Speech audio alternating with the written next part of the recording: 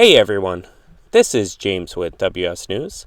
Joe Burrow sent strong message to Bengals front office about retaining the best players. Cincinnati Bengals quarterback Joe Burrow has been a different player on and off the field this year.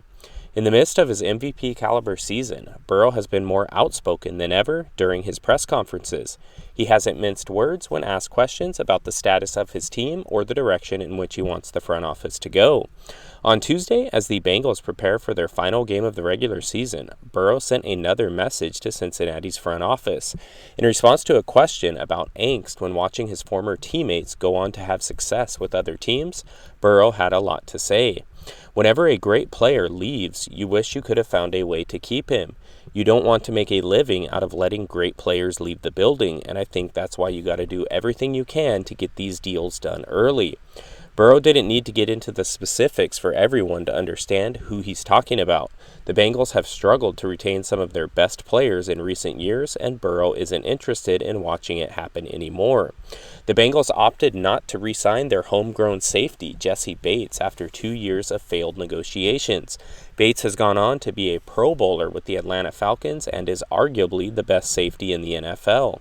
Cincinnati's front office never approached defensive tackle DJ Reader ahead of his final season with the Bengals about an extension.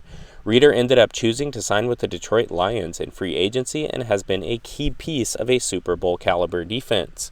The Bengals never replaced Reader's production on the field or his leadership in the locker room. Reader was a team captain for the Bengals and was widely praised for keeping his teammates accountable. This is all in addition to the Bengals' ongoing saga with T. Higgins, while now Jamar Chase has entered the conversation. Cincinnati has been unable to agree to a contract extension with Higgins for 2 years now and failed to get a deal done with Chase ahead of this season. In a league that is matchup-driven, retaining your best players, especially the ones you draft who are important leaders in the locker room, is necessary to compete for a Super Bowl every year.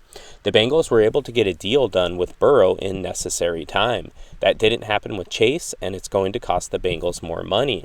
Cincinnati's ownership got close with Chase on a long-term extension before Week 1, but the two sides were unable to get the deal across the finish line due to cash flow reasons. When it's all said and done, Chase will be the highest paid non-quarterback in the NFL. Minnesota Vikings wideout Justin Jefferson reset the market when he signed a 4-year, $140 million contract that included $110 million guaranteed. Jefferson makes $35 million per year on his new contract. Chase is expected to top that number on an annual basis, and the urgency between Chase's representation and the Bengals will have to get it done as soon as possible after the conclusion of the season. Chase expressed disappointment to not have the deal secured before the season and has gone on to have his best professional season and is in line to capture the coveted Triple Crown title. Heading into Week 18, Chase leads the NFL in receiving yards, catches, and touchdowns. His performance this season, combined with the Bengals taking a gamble and waiting 1 more year to pay him, will cost the front office in negotiations. Chase will be asking for more money on his deal than he did ahead of this season. So let me know what you think about it in the comments section. Appreciate you for taking the time to watch this, and I will talk to you soon.